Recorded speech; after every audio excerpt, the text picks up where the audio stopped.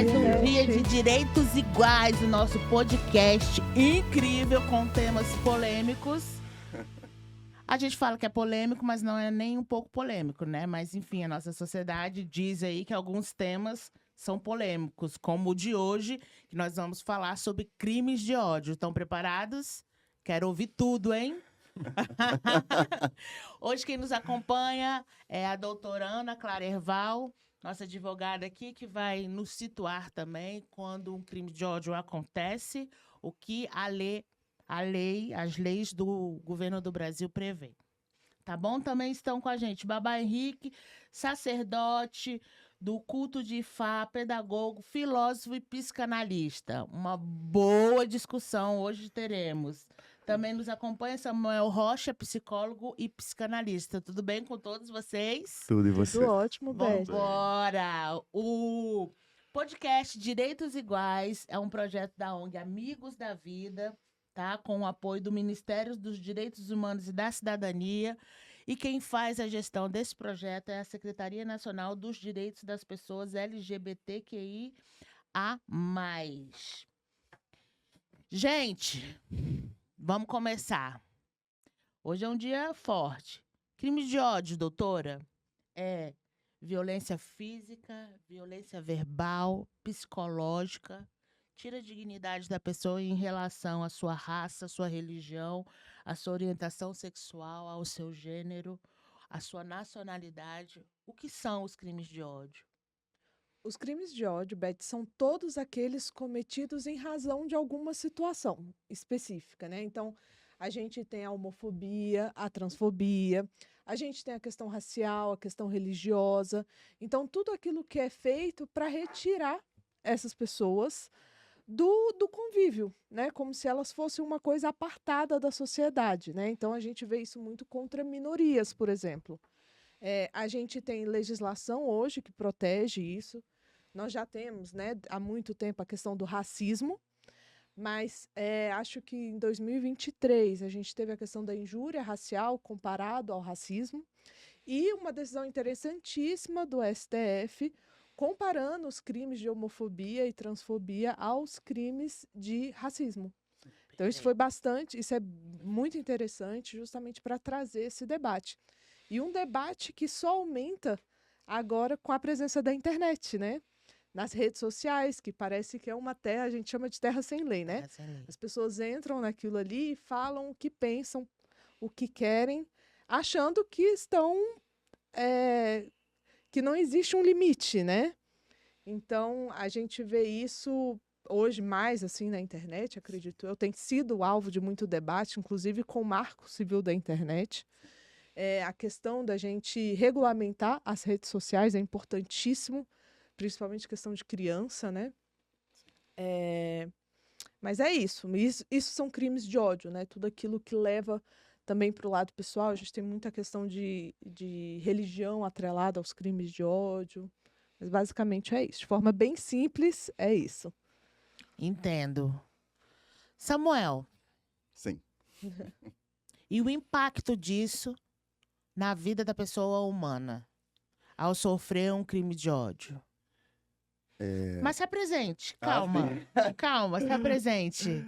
Bom, eu trabalho hoje, eu sou psicólogo clínico e psicanalista. Meu foco hoje é na clínica mesmo. Então, em função do trabalho que eu faço no Instagram e no TikTok, eu hoje recebo no meu consultório homens gays, basicamente, que estão ali na faixa dos 30, 40, 50, 60, que vivenciaram essa violência nos anos 80, assim como eu, nos anos 90, e que passaram por uma invisibilidade muito grande, né? Uma invisibilização muito grande. Então, quando a gente fala em crimes de ódio, a gente tem que falar sobre saúde mental, né? O quanto isso afeta a saúde mental da população LGBT e os efeitos disso nas nossas relações. Então, eu recebo homens que vivenciam situações de abandono, de rejeição familiar, e o que eles presenciaram, e o que a gente presencia todos os dias, não só na internet, mas nos nossos meios sociais, movimentos de muita exclusão. Então, isso tem efeito na nossa autoestima, na forma como a gente se relaciona com as pessoas. Então, pessoas empobrecidas psiquicamente mesmo, assim, pessoas que vivenciaram violências muito grandes, e não sabem o que fazer com isso. Então elas chegam no consultório pedindo uma ajuda, né? Tentando, de alguma forma, encontrar caminhos para esse grande vazio existencial, que é proporcionado pela internet, por essa bolha que a gente vivencia. Então eu produzo conteúdo, vídeos, falando sobre saúde mental, sobre se aceitar, sobre o envelhecimento também, que é um tema que eu comecei a falar, e a gente vai tentando encontrar, assim, algumas frestas, né? Algumas brechas de saúde, né? Perfeito, porque o que acontece também, assim, nos crimes de ódio Sim, é que não identificar é muito importante, né, doutor? Identificar o Sim, que é, né, assim, aquela violência, né, entender que aquela violência é um crime de ódio e fazer a denúncia, né? isso. exatamente. Procurar uma delegacia, fazer a denúncia e ir Porque atrás de coletar prova, né? De mostrar o que aconteceu. para que a gente possa ter o crime de ódio como um efeito mesmo nas leis, né? Do que já temos. Porque senão também a gente identifica, não denuncia, e esse avanço, né, como a senhora citou, ele acaba se perdendo, né? Não tem um efeito como a gente quer. Babá, Bom dia. e este lugar tão violentado que são as religiões de matriz africana? Olha, Mas pode se apresentar também. eu sou Henrique, sou natural de Recife. E as pessoas perguntam no que é que eu me formei, eu sempre falo em tudo que não dá dinheiro. Ciências humanas. Então, ciências humanas e o meu bico é com cultura. Então você já imagina a peleja. Bom, eu sou praticante das religiões africana e afro-brasileira. E por que religiões? Infelizmente, no Brasil se criou a ideia de religião afro-brasileira. Não é uma religião, são religiões. Perfeito, Foram diversos povos que vieram da África para cá, então não é uma religião, são religiões. perfeito. Os orixás veio dessa magnitude que é o continente africano. Ai, a cultura afro é um espaço de acolhimento de todo mundo, né? Sempre foi. Inclusive, uma vez numa discussão, eu falei, isso é a única religião que o gay, que o trans não precisa estar com placa para pedir para ser aceito, né? Perfeito. Já é o espaço natural de todo mundo, né? Agora, essa questão dessa violência que hoje, inclusive, está ululante, né? Parece que virou moda, parece que piorou mais. E eu digo que piorou porque quando eu era criança, havia uma vizinha minha, eu não vou citar o nome, vai que ela Assiste a gente. assiste, ela tinha um filho e esse filho descobriram que ele era gay. E ele teve que sair correndo do nosso bairro, porque eu me lembro de todos os homens correndo atrás dele para matá-lo, todos os homens que tinham ido para a cama com ele. Mas eles eram héteros, porque em Recife, arcaico e feudal, viado é só o que dá. Uhum. O que come é homem. Aí ele saiu correndo, mas teve uma coisa que me incomodou mais, ou que me marcou mais. Foi como a família cruzou os braços e assistiu, como se estivesse num teatro, assim, espectador daquilo ali.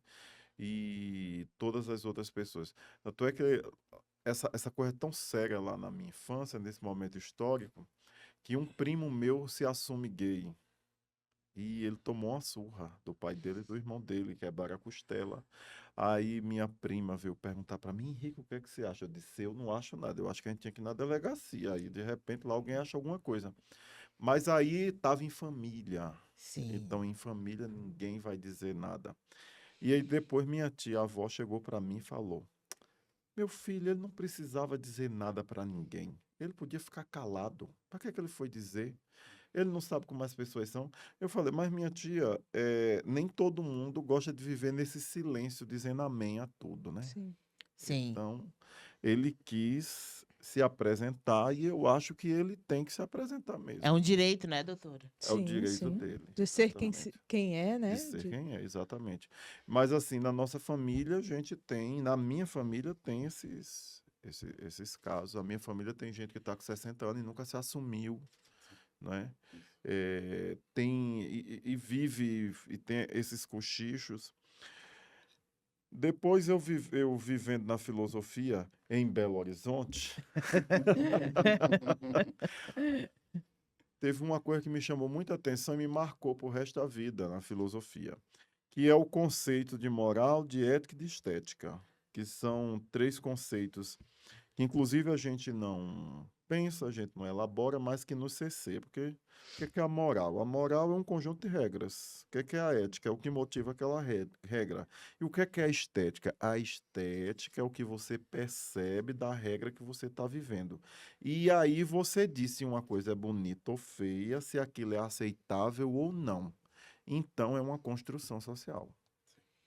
Perfeito. E é essa construção social que está na cabeça das pessoas, endossadas por grupos religiosos, por grupos extremistas, que é muito curioso, porque ao mesmo tempo que eles são guardiões dessa moral, eles mesmos cometem todos os crimes ao redor dela, né? Mas aí eu volto lá em Nietzsche. Nietzsche tem razão. Os homens criam suas regras, os homens criam Deus, os homens criam tudo e eles mesmos não acreditam. Os brancos, Os né? brancos criam. Então, Os o homens sujeito brancos. percebe aquilo e passa por cima daquilo, e realmente é uma construção. Eu, enquanto sujeito, eu nunca gostei dessa coisa de me afirmar enquanto gay, e de quanto preto, de quanto isso. Por quê? Porque são nomenclaturas criadas a partir desse senso moral dessas pessoas. Perfeito. E aí eu não topo. Sim. Eu não topo. Ah, você tinha que fazer isso para ficar melhor. Disse, eu não sou um produto, eu não tenho que me temperar para alguém me engolir. Sim, Me respeite. Ponto perfeito. final. Entendeu? Então, Acabam que te colocam numa caixinha, né? A caixinha do negro, a sim. caixinha da questão da religião, a Uhum. caixinha da questão da sexualidade, e a gente vai vivendo em caixinhas, né? E eu sou uma caixinha perigosíssima. porque eu sou Explosiva. preto, nordestino, LGBTQIA+, afro, formado e trabalhando com educação e com religiosidade, ou seja, eu não presto para nada, do ponto de vista da sociedade. Sim. Estou pronto para ser assassinado. Sim. E aí, quando eu não morro, eu resisto, de certa forma, eu sou atacado por outras coisas, por outras formas. As pessoas não aceitam que você existe. Como que você está aqui? Entendeu? A É própria por isso que eu- existência é uma A resistência, né? própria existência é uma resistência. E é por isso que eu faço terapia até hoje, porque eu digo, alguém precisa me ouvir. Sim, perfeito, perfeito. E quem, na verdade, tinha que estar fazendo terapia eram os outros, né? pessoas. Aquela coisa assim. Quem não tá fazendo terapia, tá fazendo a gente ir pra terapia. É verdade. Sim, felizmente. Bem lembrado. Felizmente. Isso que ele está falando, assim, o Brasil continua, né, há 17 anos no ranking do país que mais mata Mata. pessoas LGBTs no mundo. Os números, e a gente tem um problema que a gente não tem dados oficiais do governo sobre isso, né? Então eu até coletei alguns dados aqui do Grupo Gay da Bahia, que é basicamente o que a gente tem, mas é muita subnotificação. Subnotificação. E isso, o efeito disso, né, é quando a gente assiste isso, né, essas violências, essas mortes. Por exemplo, pessoas trans são mortas de forma Cruel. Sim. né? Não é simplesmente Os dados matar. das mortes de pessoas Isso. trans é com requinte de crueldade, Isso, exatamente. exatamente, né? E aí eu fico sempre pensando, né, minha cabeça psicanalítica, que o que será que a gente está tentando matar, né? Perfeito. A gente está tentando matar aquele desejo que a gente não consegue reconhecer em si mesmo. Toda vez que você mata um corpo, especialmente um corpo LGBT, né, com todas as interseccionalidades, porque a gente não olha o sujeito de forma isolada. Sim. Então, quando você olha alguém que é LGBT, você precisa ver a questão social, você precisa ver a etnia, tudo isso vai compondo esse sujeito. O problema é que a gente tem esse vício de olhar o ser humano a partir de uma perspectiva só. E sem olhar a questão da interseccionalidade, a gente não só empobrece aquela experiência, como a gente tem pouco recurso, ferramenta, inclusive relacionada a políticas públicas. Sim. Então, por exemplo, um corpo trans que tem uma questão social privilegiada é diferente de um corpo trans que não tem essa questão, essa condição social. Então, isso é política pública e isso faz parte não só, porque a gente também não pode jogar isso só para o governo resolver. Nós, enquanto sociedade, a gente tem que pensar, né? Quem são os corpos que podem existir? Né? Eu escuto muito pessoas trans, por exemplo, que falam que é um ato político para elas ir numa padaria. Porque é o tempo inteiro sendo vigiadas, as pessoas ficam olhando, né? E aí eu trabalho muito com a questão, isso é muito caro a psicanálise, né? A questão da sexualidade. E a gente também precisa tomar um certo cuidado também com os crimes, por exemplo, homofobia, né? Transfobia, homofobia. Tem-se um vício de que pessoas que matam LGBT são são gays enrustidos. Sim. Né? A gente tem que tomar um certo cuidado também com essas generalizações, né? Com o lugar que a gente também vai olhando para as pessoas como caixinhas, né? Nós somos muito mais do que as nossas caixinhas. Mas a gente precisa também se posicionar em algum lugar, inclusive para a gente poder lutar pelos nossos direitos. Porque se a gente não se coloca em lugar nenhum, como é que a gente vai lutar por alguma coisa? Então, eu entendo o que você fala, eu concordo. De um lado, tem esse empobrecimento de que, que saco, toda hora eu tenho que ficar falando o que eu sou, o que eu gosto, o que eu quero. Essa autoafirmação, né? Mas aí eu penso também, por exemplo, em relação aos armários, né? Semana passada, eu estava ouvindo um pesquisador dizendo que, no final das contas, uma pessoa LGBT, ele nunca sai do armário totalmente. Porque a gente precisa, de uma certa forma, ou a gente é convidado, de uma certa forma, a se revelar o tempo inteiro. Então, você sai do armário para sua família, mas você mudou de empresa e foi para um outro lugar social, esse armário se fecha novamente. Sim. Né? E que escolhas que a gente precisa fazer para poder existir? Será que dá para a gente ser assumido o tempo inteiro, em todos os lugares? Será que isso faz sentido para todas as pessoas? Então, esse é o trabalho clínico, e é um trabalho que é um desafio da clínica, que a gente precisa sempre pensar o sujeito de forma singular, mas nunca se esquecer do meio social que ele está. E será que a gente precisa, né? Porque eu não chego num lugar e falo assim, eu sou hétero. Isso, exato. Eu não chego em um ambiente de trabalho e tenho a necessidade de expor a minha sexualidade como pessoa hétero. Mas quando a gente tem, né, a pessoa gay, que as pessoas naquele ambiente começam a aventar, né? Eu acho que é. Aí as pessoas sentem essa necessidade de tirar a pessoa, de querer que a pessoa fale num ambiente que, né, não tem nada a ver. É um ambiente de trabalho, né? É um ambiente, enfim, que não seja o seu privado. Para que você tem que falar sobre a sua sexualidade? Outro dia eu vi um vídeo no Instagram mesmo, esses cortes, né? Do Júnior, da Sandy Júnior, falando que desde muito novo ele sofreu com isso, porque a sociedade queria que ele falasse que ele era gay, né? Porque ele gosta de dançar, porque ele é um cara mais sensível. Ele fala, eu fui criado com mulheres, né? Eu fui parceiro da minha irmã, né, profissionalmente. Fui criada com a minha mãe, porque meu pai saía para fazer shows e apresentar. E assim, todo aquele mercado, né, interno ali, que deve ter muitas mulheres envolvidas. Ele falou, então eu sempre fui muito sensível. Só que quando eu escutava as pessoas falando, ele é gay, né, ele é viado, ele se questionava, ele falava, será que eu sou mesmo? E demorou muito tempo para ele entender, e a fala dele era nesse sentido. Eu tive que combater o inverso. Olha que loucura, né? Eu tive que me afirmar como pessoa hétero. Porque as pessoas não me aceitam como uma pessoa hétero que eu sou. Olha que loucura, né? As pessoas querem impor o que elas acham, o que elas querem que você seja, né? Não o que você é de verdade. E entra nessa questão da estética, da percepção, né? E entra numa outra coisa que eu estou me debruçando, que é a crise da forma. Jean-Paul Sartre, que é um filósofo que eu gosto muito, ele fala que nós formulamos a nossa existência. Nós somos alguma coisa que a gente formula que nós somos. Só que com o avanço da ciência, da tecnologia, as novas necessidades, esse modelo de homem padrão, ele faliu. Acabou. não existe mais. E por que ele não existe mais? Porque antes, esse homem ele era provedor, inclusive financeiro. Então, ele podia ficar sujo, ele podia ter diversos amantes, ele podia bater na mulher, ele podia chutar os filhos, ele podia fazer o que fosse, mas ele continuava intocável, imaculado, porque ele era o provedor. Hoje ele não é mais provedor. Hoje em dia, ele se resumiu a um pênis, mau e porco, muitas vezes, e ele não sabe o que ele é. Isso. Ele não sabe o que ele é.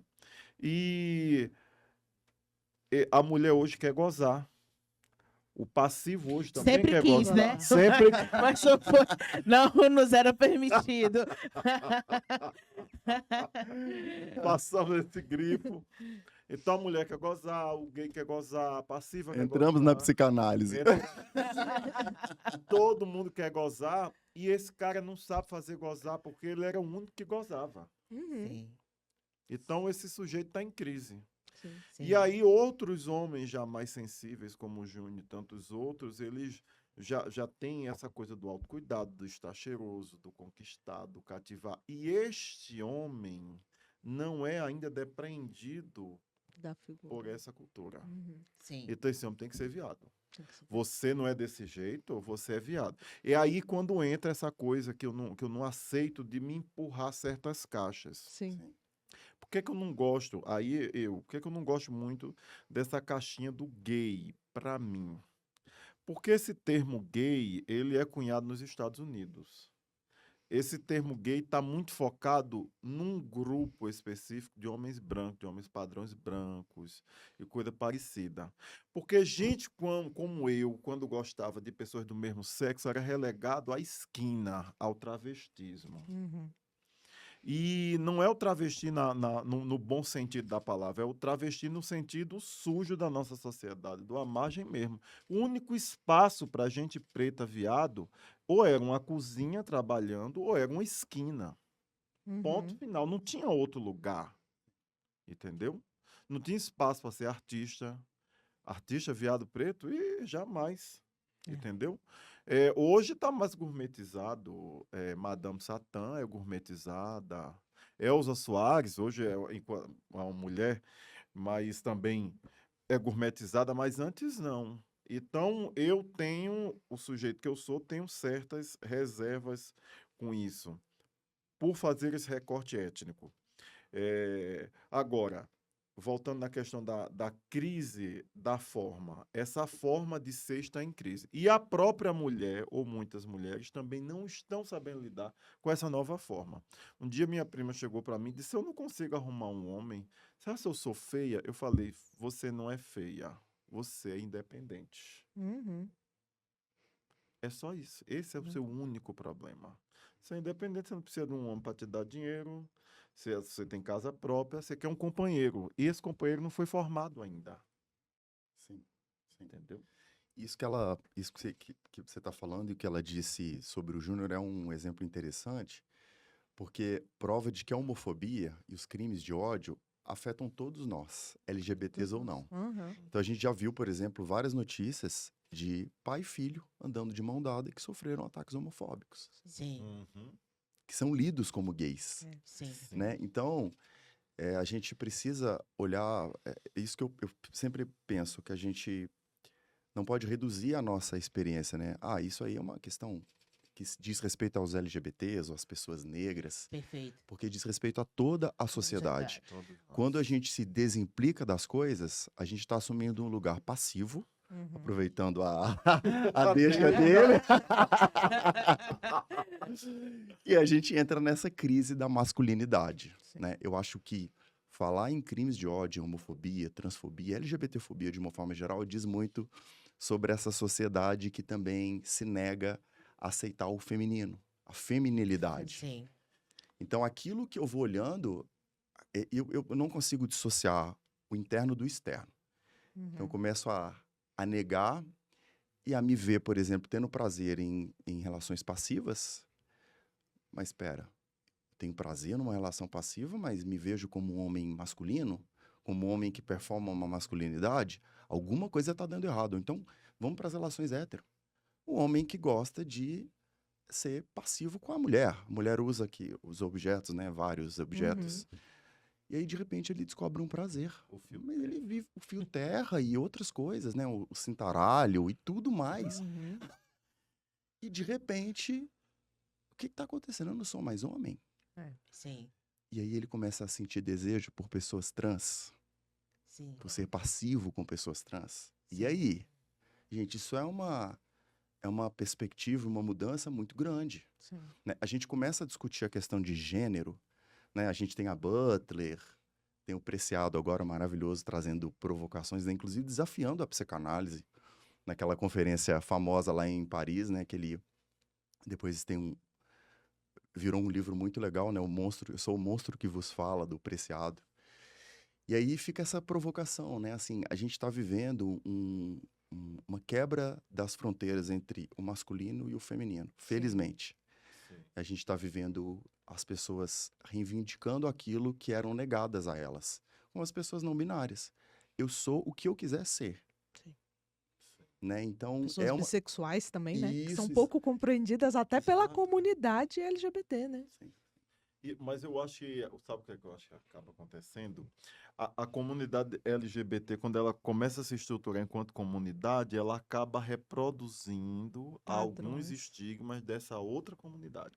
É a questão das caixinhas, né? Sim, Então, se você é gay, você tá ali, ó, É. daquele jeito. Se você é lésbica, aqui também. Não vamos misturar a galera, não. e aí eu digo até uma coisa às vezes meia feia, mas eu vou ter que repetir aqui. Eu digo, olha, gente, eu sou viado do tempo que um dava, outro comia, todo mundo gozava e acabou.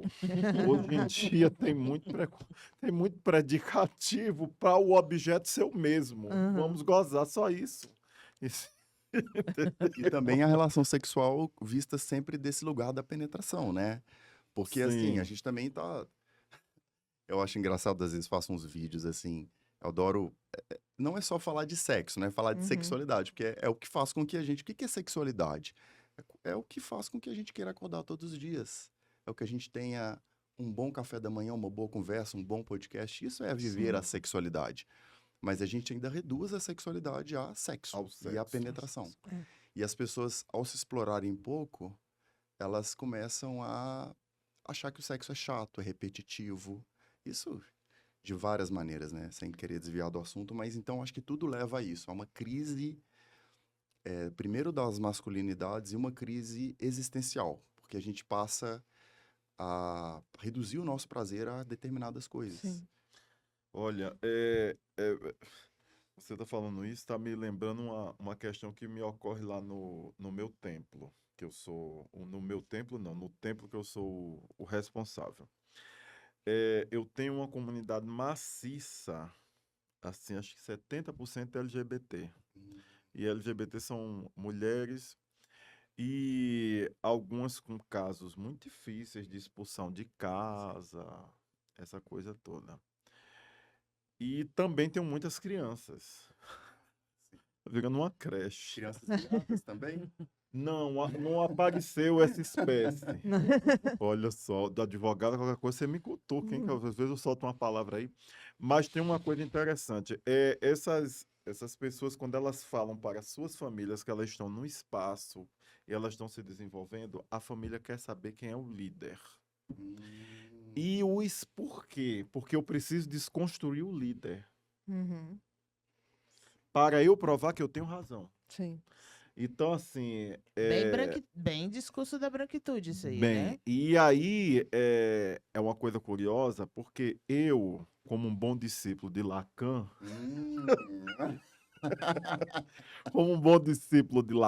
eu não acredito na família. Eu não acredito na mulher, eu não acredito no homem, eu não acredito em nada. Eu acredito nas relações que a gente vai compondo por meio do nosso afeto. Uhum. E aí eu não acredito. Eu já para diversas pessoas disse, você vai ter que deixar sua mãe morrer, seu pai morrer na sua mente para você poder existir, senão você vai se suicidar. Você não vai Sim. aguentar. Né?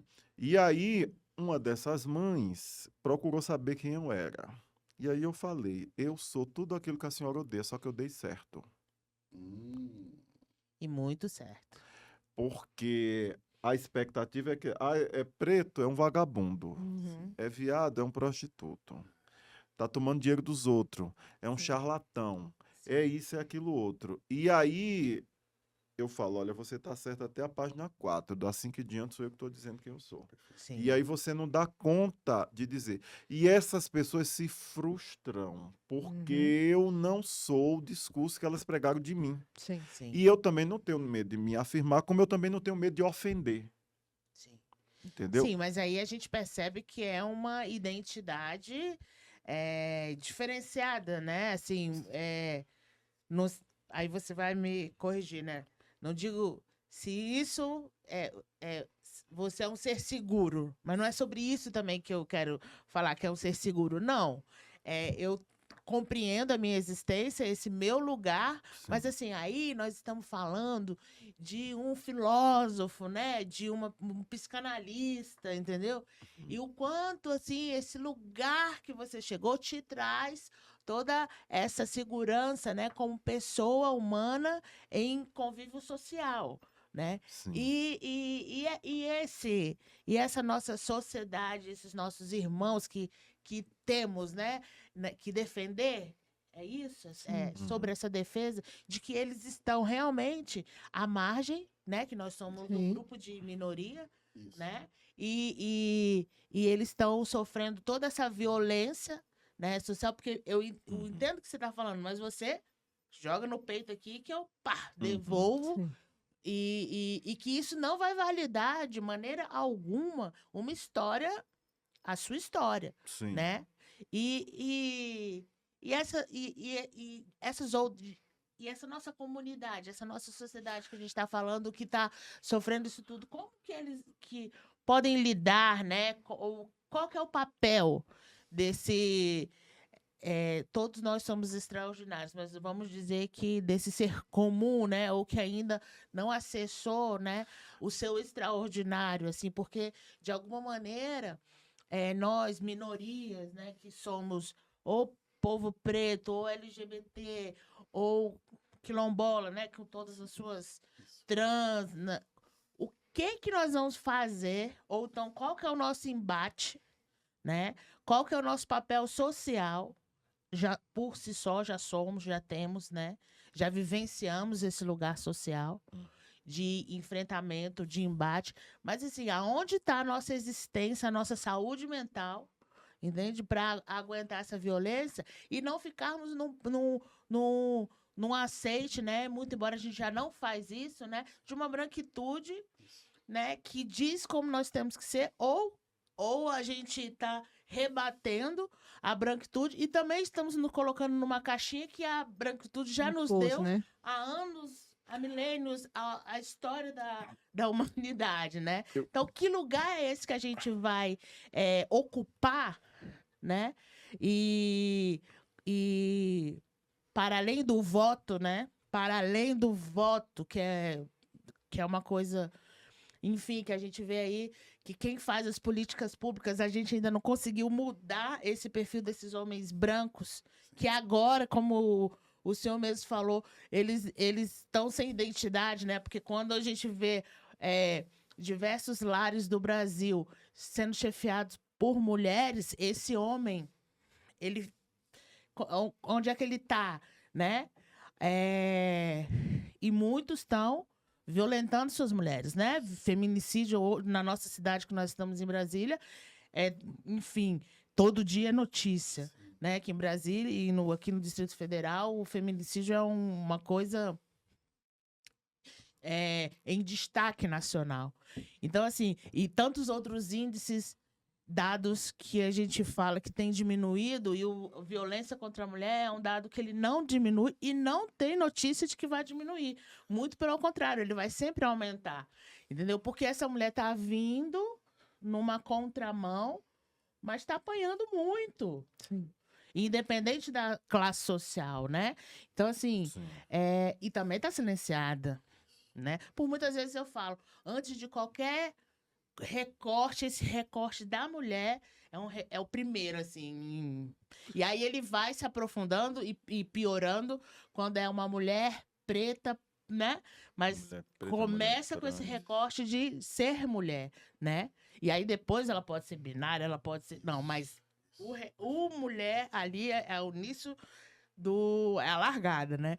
Então, assim, aonde nós estamos? Que lugar nós vamos ocupar para ser essa frente de uma discussão ampla, sem nos colocarmos nessas caixinhas ou aceitar a colocação que nos é feita?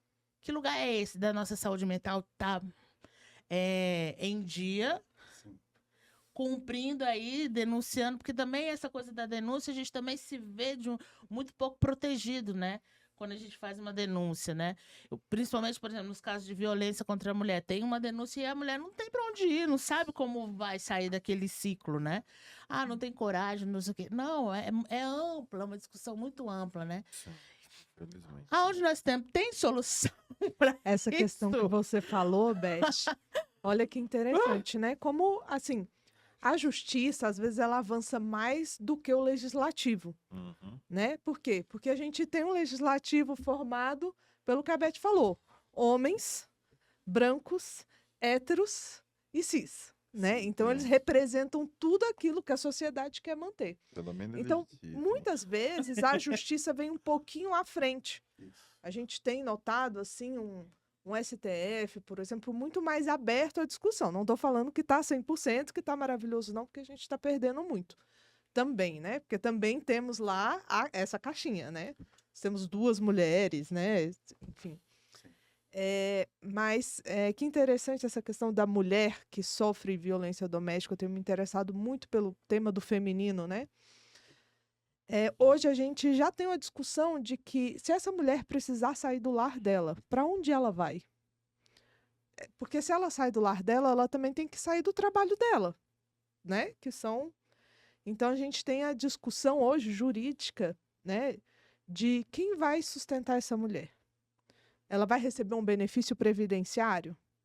A empresa vai continuar pagando o salário dela, porque ela precisa se afastar, não só da casa, mas muitas vezes do ambiente de trabalho também, Sim. né? Então, isso são discussões interessantes para essas questões de ódio.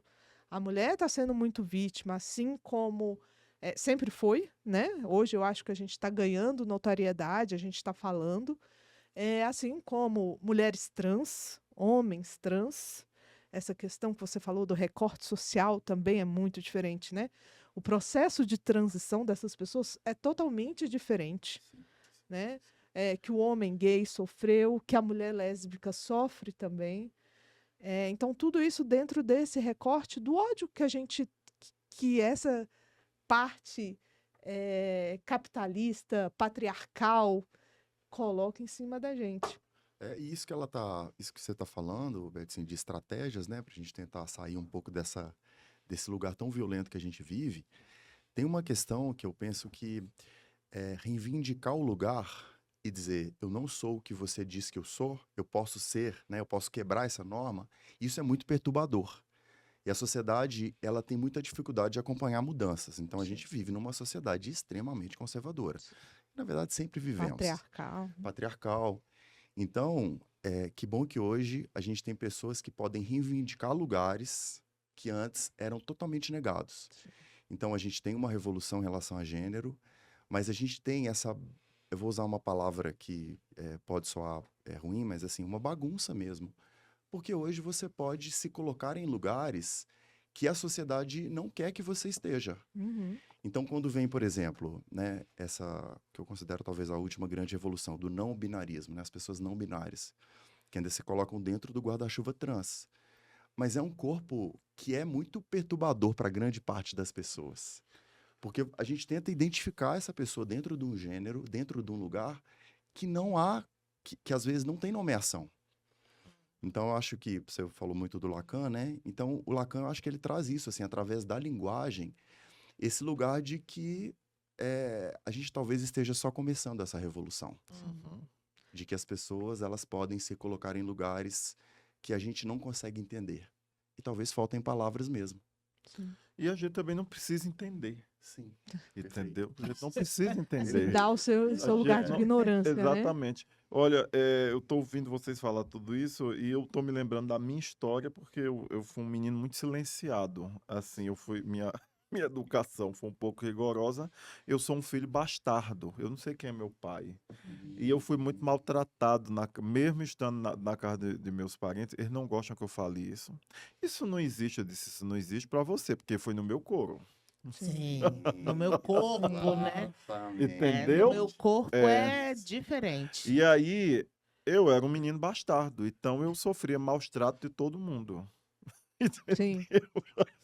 E, e eu era um menino bastardo que gostava de tocar violão. Não pode tocar violão, isso é coisa de vagabundo, de viado, de tudo quanto não presta, você tem que ter uma profissão. Isso não é uma profissão.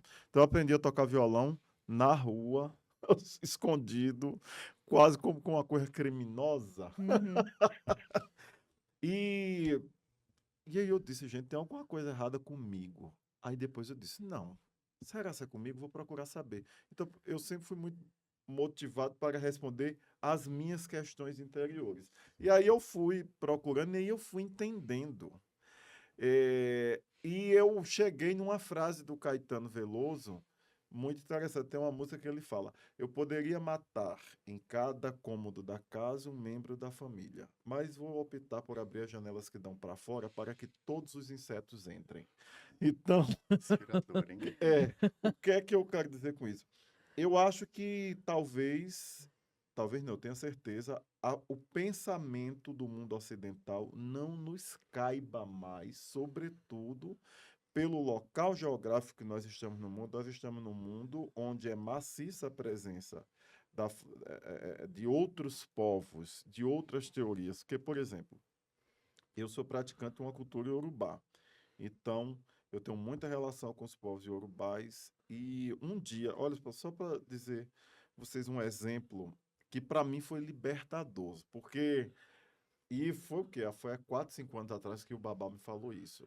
Porque até então eu vinha com essa coisa do menino bastardo. Uhum. Ele falou assim para mim, do nada, é isso. Babá, o brasileiro é muito estranho. Eu disse, por quê, babá? Disse, na África, na Nigéria, uma mulher tem um filho com um homem. Se o homem abandona o filho, não paga a pensão do filho, ele não vai registrar esse filho. O filho vai ser registrado pela família da mulher, ele nunca mais vai ver esse filho. Aqui é estranho, uma mulher fica chorando, ai, paga minha pensão, paga minha pensão. Lá não, o homem deixa de existir. É feio um homem que tem filho e não assume. Ele é excluído do grupo social dele. E aí ele disse, e como é que vocês fazem? Ele falou, olha, o pai é quem paga pelo filho, é quem paga o dote do filho. E pagar o dote para o nigeriano é justamente sustentar, não só no sentido financeiro, mas sustentar no sentido intelectual, porque manter a família é você passar os teus valores para o teu filho lá para eles. Isso para mim foi libertador. Eu disse, nossa, eu não tenho pai, eu só tenho mãe. E minha Uhum. mãe não é quem me criou, é Dona Teresa. Então, isso para mim foi libertador. Então, eu acho que o que cabe, eu acho que talvez o que a gente precise trabalhar é uma educação popular, uma cultura popular, mais terapias por aí, sem terapeutas que querem curar nada, porque eu acho que Uhum. não. Sim, sim. Eu adoro a frase de Chico Buarque, que ele diz assim na música: você inventou o pecado e esqueceu de inventar o perdão. Então, acho que a gente precisa de novos referenciais, e aí referenciais ancestrais, outras tecnologias, porque essa a qual nós vivemos, ela não está dando certo para ninguém, Sim. entendeu? Eu acho que a gente realmente precisa investir nessa formação mais popular, né? A partir dessas trocas, dessas conversas. Eu acho que Paulo Freire, é né? É. Paulo Freire, Paulo exatamente. Freire. Mas Paulo Freire garfou isso de um psiquiatra, Franz Fanon, que é sonegado isso aqui no Brasil. Mas ele garfou isso da teoria do espelho de Franz Fanon. Mas é o quanto é importante, né, da gente popularizar o acesso a esse tipo de Pensamento mesmo, né? pensamento e de outras existências. Você quer ver uma coisa que rompeu comigo, assim, uma bolha? A discussão sobre a não monogamia. Sim. Gente, o primeiro livro que eu li sobre não monogamia, eu falei, caraca, é isso mesmo. Eu me identifico com isso aqui, sabe? Não, porque a gente tem no nosso não monogamia, assim, eu tenho vários parceiros, né? Eu vou casar aqui, mas não é isso. Isso é muito pequeno perto do que é a não monogamia, né? Tem hoje uma escritora que fala muito sobre isso. Ela tem raízes indígenas, né? Então ela traz essa questão indígena para a discussão. O que que é a sexualidade? O que que é Nossos ancestrais. os nossos ancestrais? A gente precisa conversar sobre isso. Eu sou uma defensora, eu estava até aqui pesquisando, estava mexendo no celular, gente, porque eu estava pesquisando. Eu gosto muito de ler. Ler, para mim, sempre foi o meu refúgio. E eu falo muito isso, porque eu sou uma pessoa que eu tô dentro de um recorte que eu sei que eu tenho meus privilégios. Perfeito. Ser mulher é o único ponto fraco, mas eu sou branca, eu sou hétero, eu sou cis e eu sou de uma classe média. Então, assim, eu reconheço o meu privilégio. O que estudei só em escola particular, né? Só que eu sempre me coloquei isso, de pensar outras existências. Sabe, eu via meus colegas, pouquíssimos colegas negros que eu tive, pessoas LGBT, porque eu convivia com o Cris, então o Cris sempre me trouxe esse discurso da AIDS e etc. Mas eu acho que foi na leitura que eu entendi que eu poderia acessar outras existências. E como a leitura me desperta para isso. Então, quero deixar aqui, não sei se vocês já leram, mas A Palavra que Resta, que é brasileiro, maravilhoso livro de 2 homens gays no sertão, numa pobreza sem analfabeto, sabe? Muito interessante. A gente tem a Elaine Baeta, que tem escrito bastante sobre a questão da vivência trans. E aí a questão do feminino a gente tem muito mais, assim, né? Mas o quanto, talvez popularizar isso, levar isso até para as nossas bibliotecas. Perfeito. Você Esses falando de livros que livro, permitem, porque às vezes a criança está em casa onde você não tem. Você não tem a discussão. Então, a criança ela vai ler um livro, ela vai falar, cara, tem alguém igual eu. Em algum lugar tem alguém igual eu. O que eu acho importante, influenciadores hoje, né, que a gente vive nesse ambiente de rede social. Gente, eu acho incrível. A Íntimos fez um comercial sobre homens que menstruam. Caraca, uma empresa como a Íntimos. Por quê? Porque tem influenciador ganhando dinheiro e mostrando e ganhando palco, né? A gente tem a Luísa, a gente tem tem um que eu adoro Não, muito. e novos corpos estão à tona já, né? E que a gente vai começar, sim, vou falar, começar a presenciar em volume, né? Corpos que seriam inconcebíveis, né? Sim. Para nós, há tempos atrás, né? A gente vai ver. E aí, bom, aí a gente também tem que sempre voltar àquela discussão. A caixinha do corpo masculino é essa, né? Enfim, mas assim, nós vamos. Já estamos vendo, e isso tem que ser um olhar positivo, né? Corpos ditos masculinos grávidos, gerando vida, né? Sim. Então, assim, isso é um lugar que já está diferente. Tá começando. E a gente, eu acho que, assim, para deixar até uma mensagem de esperança, né, nesse mundo difícil que a gente vive, que a gente possa fazer as nossas micro-revoluções, né? Dentro da nossa família, dentro da sociedade que a gente vive. Eu tenho uma questão muito sensível em relação às pessoas se assumirem, né? Geralmente chegam no meu consultório essas pessoas de 60, 70 anos que estão vivendo os primeiros momentos da sua sexualidade. Né? Homens que viveram com mulheres a vida toda e estão vivenciando pela primeira vez o prazer, que eu acho isso maravilhoso. Então, não quero incentivar ninguém a sair do armário. Até porque nascemos do prazer, né? Exatamente. Somos gerados pelo prazer. Mas eu acho que a gente pode tentar fazer essas micro-revoluções. Eu acho que ninguém tem que sair do armário por ninguém, nem por si mesmo, se não for o seu momento. Não tem armário para sair, inclusive, isso, exatamente, né? que a gente possa viver dentro, mas toda vez em que a gente não pode vivenciar o nosso desejo, a gente sofre. Perfeito. Né? Toda vez que a gente se coloca num lugar em que eu não posso me expressar da forma como eu gostaria, não posso gozar literalmente do jeito que me satisfaz, eu me empobreço e eu me coloco num lugar frágil. E aí eu fico mais suscetível à violência, por exemplo. Porque aí, toda vez que a gente é silenciado, a gente morre um pouco. Sim. Não só a pessoa, né? Eu acho que Isso, todo todo mundo, mundo a perde com sociedade isso, perde um exatamente, é. pouquinho, assim. Agora, Babá, espera aí. Eu falo muito, gente. O Babá trouxe uma discussão muito que eu acho assim que a gente não pode deixar de falar, essa questão da família, né? Que a nossa família não define a gente. E existem famílias, aí pegando a parte da psicanálise também, que machucam a gente, né? Que violentam os nossos corpos, que violentam a nossa existência. E que a gente precisa mudar isso também dentro da nossa cabeça, dentro da nossa vida, de que família também é isso e a gente pode romper com a nossa família, né? A violência, muitas violências, e aí pegando um pouco da parte jurídica, acontece entre quatro paredes. Sim. Isso é muito difícil. Acontece entre quatro paredes, acontece dentro da família, que as pessoas não querem, mas como é importante a gente notar que a nossa sociedade está mudando também. Com a questão da mulher ter menos filhos, a gente está perdendo esse referencial de família, entendo eu, né? Que a gente hoje vai encontrar os nossos amigos, as pessoas que nos aceitam. Ah, e você não vai ter filho? Quem vai cuidar de você quando você estiver velho? Os meus amigos.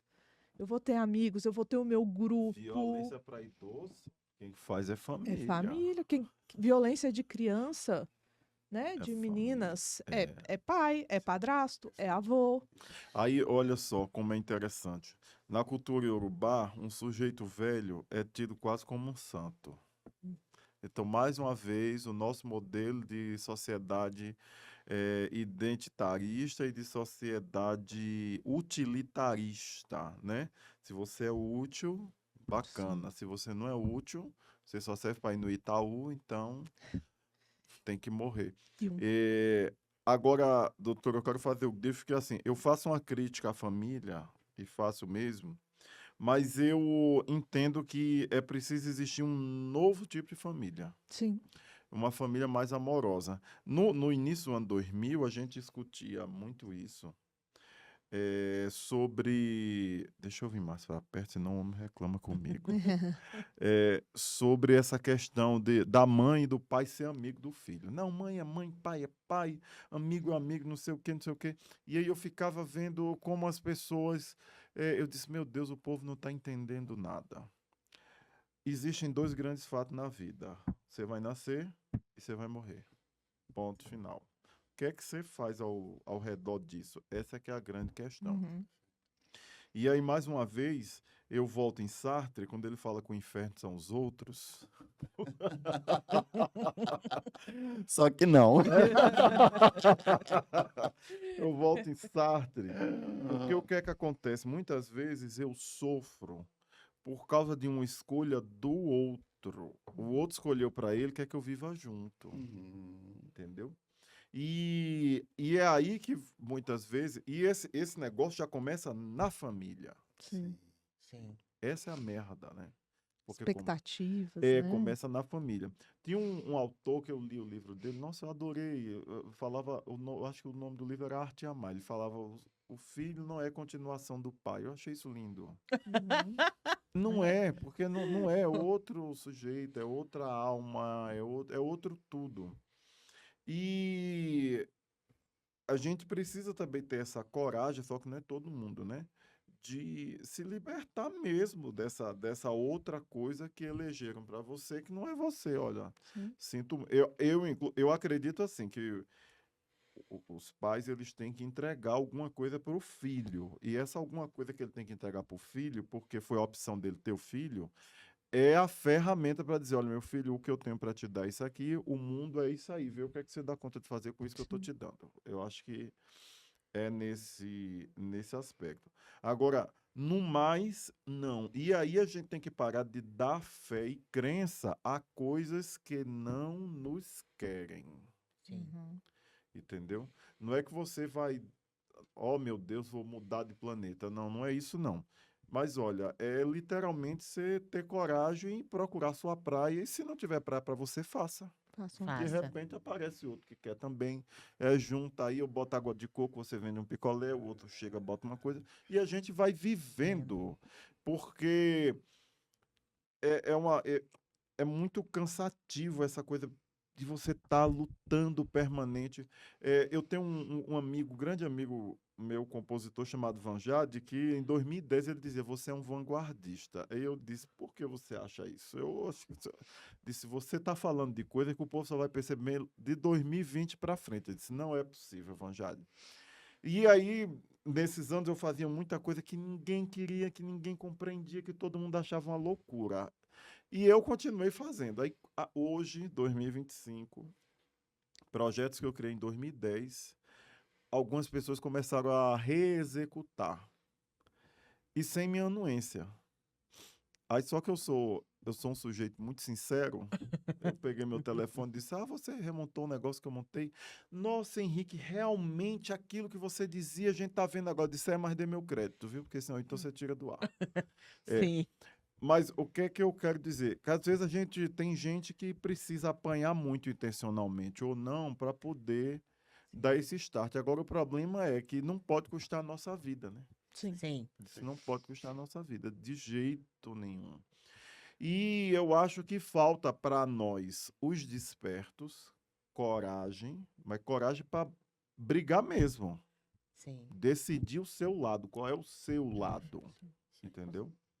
Definir seu lado. E para os que não despertaram, se livrar do celular. Bauman fala que uma forma de você aborrecer uma pessoa, uma das formas é tirar todas as informações e a outra forma é encher de muita informação. E aí o que é que acontece? A gente está com muita coisa, estamos no país da fake news Uhum. e tem gente compartilhando coisa de WhatsApp como se fosse referência bibliográfica. Sim. Sim.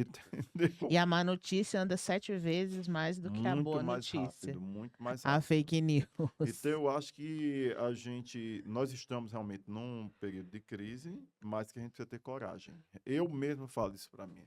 A gente precisa ter coragem para romper mesmo, para bater, para ir em frente, para romper mesmo as cadeias, porque senão, gente, vai ficar difícil. E, assim, parar de ter medo da morte, entendeu? Uma vez numa discussão, foi logo após a época da morte da então vereadora Marielle, e aí todo mundo, Marielle vive, disse, gente, Marielle não vive, Marielle infelizmente morreu, só que ela está de fato e nós estamos mortos aqui, agora. Não, nós estamos respirando, nós estamos falando, nós estamos combatendo. Disse, não, nós não estamos combatendo. A gente está aqui discutindo o sexo dos anjos porque a gente não teve a coragem que ela teve. Verdade. Uhum. Ela teve coragem. Coragem. Nós não. Nós estamos aqui lendo autores, falando sobre referência bibliográfica para pegar um título de mestre e de doutor. Apenas isto. E ter uma vida medíocre, de bosta, em aplicativo, procurando sexo, achando que está vivendo plenamente sua vida quando não está. Tá. Sim. Entendeu? Então eu acho que a gente precisa evocar essa coragem mesmo que ela teve, de ir até o fim, porque eu acho que o que faz a ideia que faz com que ela fique viva, porque para a cultura iorubá, você não morre desde que você tenha algum antepassado que te leve à frente, que leve teu nome à frente, leve teus exemplos à frente. Então ela não morreu, ela saiu da vida, desta vida, mas ela continua. E nós estamos mortos, porque a gente não tem nome nenhum, a gente não tem coragem nenhuma, a gente não tem enfrentamento nenhum. E aí, dentro desse universo da LGBT, eu sempre fui apaixonado pelas travestis, pela coragem. Coragem. Sim. Eram muito corajosas. Eu admirava. Quando eu vim aqui para Brasília, tinha o Barulho ali, então tinham muitas delas. E tinha uma que eu me lembrava muito, que eu achava muito corajosa, chamada Alice Bombom. Eu achava a Alice, eu tinha uma admiração, ela morava em Taguatinga, não sei como está hoje. Sabe assim, ela pintava a cara, ela vendia bombom, ela existia, ela enfrentava a polícia, ela enfrentava todo mundo. Eu achava aquilo fabuloso. E eu acho que é isso, é coragem. A palavra é coragem. Assistam o filme do Ney. O Fantástico. filme do Ney, né? E leia meu livro. Você falou de livro. Isso, Eu isso. escrevi um livro pensando nessas outras referências da vida. Eu escrevi um livro chamado Ensaios sobre uma espiritualidade a partir da cultura africana. Que eu trago uma série de textos reapresentando a forma de ver a vida, a forma de pensar de como você se pensa dentro da família, como você vê o mundo do trabalho, por que suas coisas dão errada. Não é um livro de autoajuda, eu não quero ajudar ninguém. Mas é um livro muito lindo que eu tava lendo e nem sabia que era Ela ele. tava lendo, não sabia que era meu, viu aí? Caramba! Assim que é bom. Vou pegar autógrafo, Beth, autógrafo. Eu não vi aí, gente. Ela tá lendo. Quando vencer o prêmio Jabuti, você vai falar, Olha aí, tá vendo? Maravilha. E aí, escrevi também um outro chamado Educação para a Paz e Sua Contribuição Ética, que é um tema, uma pedagogia que me é muito cara. A pedagogia da educação para a paz e a educação para a paz não é uma educação passiva, é uma educação com referenciais pacífico. E, assim, a crise tem que existir e a resolução não pode ser violenta. Isso é educação para a paz. Perfeito, perfeito. A entendeu? solução, ela não ser violenta, né? A Exatamente. proposta é isso, porque a gente fala muito assim, na verdade, esse diálogo sobre direitos iguais é um diálogo de respeito, né? E com muito cuidado, assim, a gente colocar que a resposta, a retrógrada, ou o enfrentamento, o embate, ele tem que mudar, né? Ele tem que mudar do lugar dele ser violento de novo. Senão a gente não tem uma resposta favorável, né?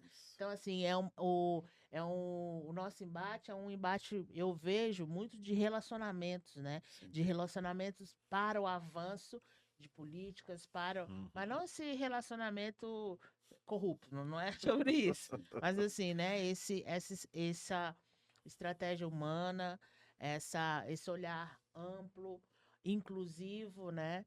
Não sei dizer se é possível, contudo, imagino eu que nós já fazemos ele, por isso também que estamos aqui nesse podcast juntos, nesta manhã tão agradável em Brasília. Sim. Suas considerações, doutora? Ai, Beth, toda vez que eu sento aqui, eu falo, não, acho que daria pra gente passar o dia inteiro aqui.